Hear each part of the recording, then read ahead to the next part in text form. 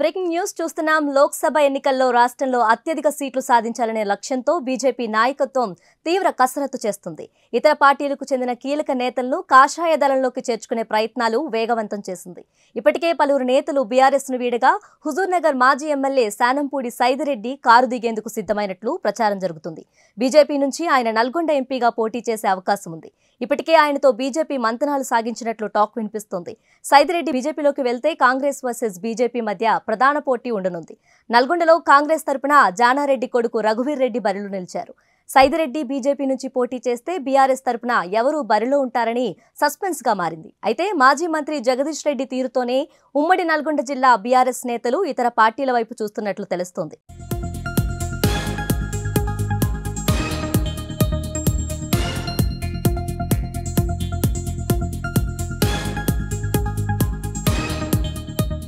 అటు కొత్తగూడెం మాజీ MLA Jalagam Venkatrao, BRS నేత సీతారాం నాయక్ త్వరలో బీజేపీలో చేరే అవకాశాలు కనిపిస్తున్నాయి. ఖమ్మం జిల్లాలో పార్టీ బలోపేతం దృష్టి పెట్టిన బీజేపీ లోక్సభ ఎన్నికల్లో ఖమ్మం నుంచి జలగం వెంకట్రావును బరిలోకి దించాలని భావిస్తుంది.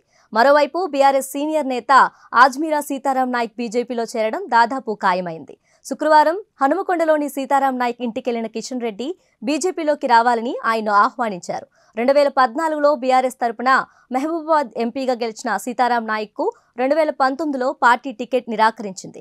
గత అసెంబ్లీ ఎన్నికల్లో ములుగు టికెట్ కేటాయించాలని సీతారాం కోరినా నిరాశే మిగిలింది. తాజాగా మహబూబాబాద్ ఎంపీ టికెట్ను సిట్టింగ్ ఎంపీ మాలోతు కవితకే బీఆర్ఎస్ కేటాయించింది. దీంతో తీవ్ర నిరాశకు గురైన సీతారాం నాయక్ బీజేపీలో చేరనున్నట్లు ప్రచారం జరుగుతుంది.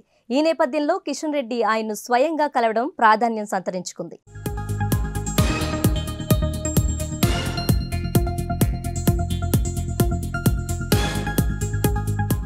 దీనిపై మరింత సమాచారం మా ప్రతినిధి భార్గవ్ అందిస్తారు. భార్గవ్, చెప్పండి, బీఆర్ఎస్ కీలక నేతలు బీజేపీలోకి చేరుతున్నట్లు తెలుస్తుంది. అప్డేట్స్ ఏంటి? Thank you Tejaswini. లోక్సభ ఎన్నికలు సమీపిస్తున్న వేళ రాష్ట్రంలో బీఆర్ఎస్ కావచ్చు, అంటే వేరే పార్టీలో ఉన్న ఎవరైతే అసంతృప్తులు ఉంటారో వాళ్ళందరినీ కూడా క్యాచ్ చేసుకునే పనిలో బీజేపీ అధిష్టానం ముందుకు పోతా ఉంది. ముఖ్యంగా మెజారిటీ సీట్లు సాధించడమే లక్ష్యంగా ఒకవైపు కమలం పెద్దలు కూడా రాష్ట్ర పార్టీకి ఆదేశాలు జారీ చేశారు. ఖచ్చితంగా మెజార్టీ సీట్లు సాధించాలని ఆదేశాలు ఇవ్వడం జరిగింది. ఈ నేపథ్యంలోనే కేంద్ర మంత్రి కిషన్ రెడ్డి బీజేపీ రాష్ట్ర అధ్యక్షుడిగా ఉన్నాడు ఆయన. సో ఈయన సారథ్యంలోనే ఎన్నికలకు పోతున్న సందర్భం మనకు అందరూ కూడా కనిపిస్తూ ఉంది. ముఖ్యంగా ఎవరైతే ప్రతిపక్ష పార్టీలో ఉన్నటువంటి ప్రతిపక్షం అంటే గతంలో అధికారం ఉంది, ఇప్పుడు ప్రతిపక్ష పార్టీలో ఉన్నారు బీఆర్ఎస్ ఎమ్మెల్యేలు కావచ్చు, ఇటు మాజీ ఎమ్మెల్యేలు, మాజీ ఎంపీలు, వీళ్ళందరినీ కూడా ఎవరైతే అసంతృప్తులు ఉన్నారో వాళ్ళందరినీ కూడా క్యాచ్ చేసుకునే పనిలో బీజేపీ అధిష్టానం ముందుకు పోతూ ఉంది. ముఖ్యంగా హుజూర్నగర్ మాజీ బీఆర్ఎస్ ఎమ్మెల్యే అయిన గతంలో కేసీఆర్ హయాంలో ఎమ్మెల్యేగా పనిచేసిండు, హుజూర్నగర్ నియోజకవర్గ ఎమ్మెల్యేగా ఉన్నాడు. ఈయన కొద్దిగా అసంతృప్తిగా ఉన్నట్టు కూడా తెలుస్తూ ఉంది. ఎందుకంటే అక్కడ ఉన్నటువంటి మాజీ మంత్రి జగదీశ్వర్ రెడ్డి వల్లనే పెద్ద ఎత్తున వలసలు వేరే పార్టీలోకి పోతున్నాయని కూడా ఒక చర్చ జరుగుతూ ఉంది.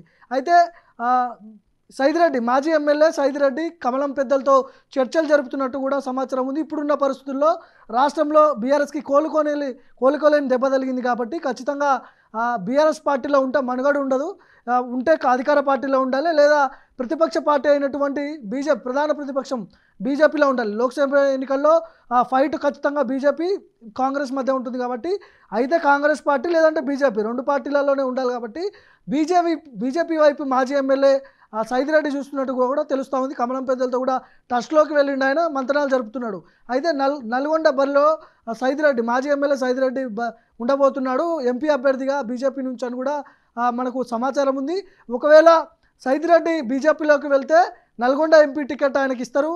ఆ నల్గొండ బీజేపీ ఎంపీ టికెట్ ఇవ్వడంతో ఆయన అక్కడ అభ్యర్థిగా నిలబడతాడు. దాని తర్వాత అధికార పార్టీ అయినటువంటి కాంగ్రెస్ పార్టీ నుంచి లోక్సభ అభ్యర్థిగా జానారెడ్డి కుమారుడు రఘువీర్ రెడ్డి ఉన్నాడు, అక్కడ ఆయన బరిలో ఉండే అవకాశం ఉంది. కాబట్టి ఇటు బీజేపీ వర్సెస్ కాంగ్రెస్గా ఉండబోతుంది కాబట్టి బీఆర్ఎస్కి మనుగడ లేకుండా పోతుంది. కాబట్టి రాష్ట్రంలో ఖచ్చితంగా రెండు పార్టీలే ఉంటాయి మనుగడలో. కాబట్టి బీజేపీలోకి పెద్ద ఎత్తున వలసలు పోతున్నాయి. ఉమ్మడి నల్గొండ జిల్లా అంటేనే కాంగ్రెస్ కంచుకోట, గతంలో నుంచి కూడా కాంగ్రెస్ కంచుకోట. ఇప్పుడు ఒక మంత్రి ఉన్నాడు, ఎమ్మెల్యేలు ఉన్నారు.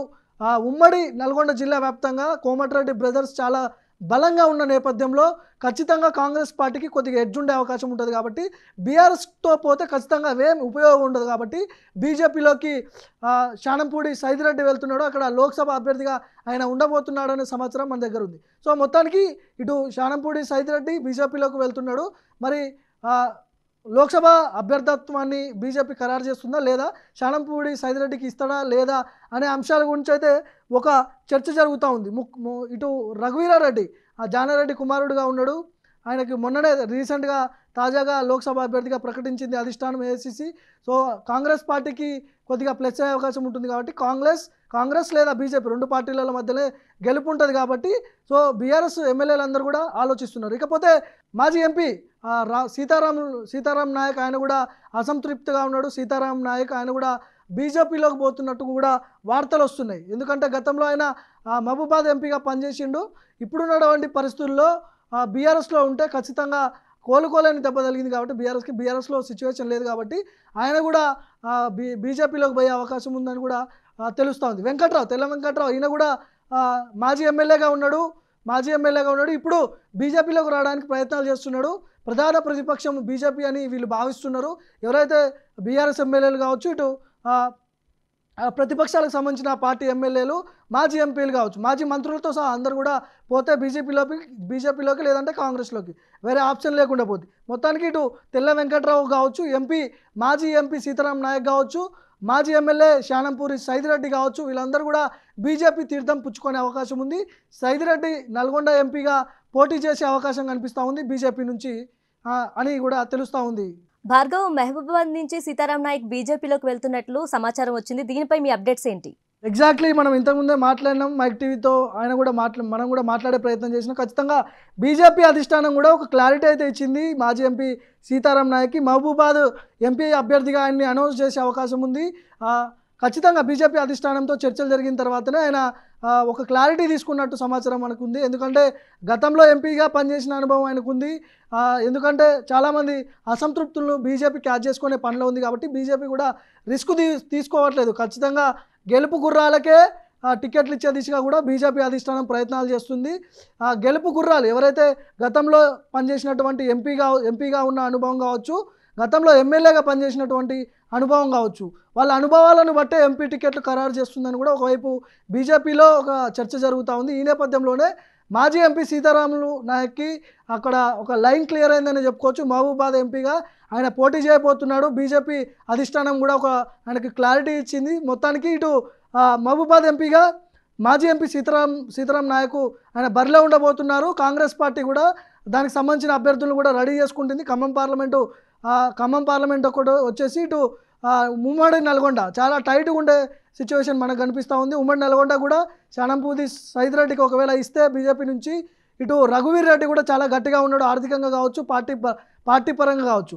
రెండు పార్టీల మధ్య పోటీ గట్టిగా ఉంటుంది కాబట్టి రాష్ట్రంలో మెజార్టీ సీట్లు సాధించుకునే దిశగా బీజేపీ ప్రయత్నాలు చేస్తూ ఉంది. ఒకవైపు కాంగ్రెస్ పార్టీ కూడా 14 సీట్లు గెలవడమే మా లక్ష్యం అంటున్నారు. బీజేపీ వర్సెస్ కాంగ్రెస్ పార్టీ మధ్యలో లోక్సభ ఎన్నికల్లో పోటీ ఉండబోతుందని కూడా ఒక చర్చ జరుగుతూ ఉంది. తేజస్విని.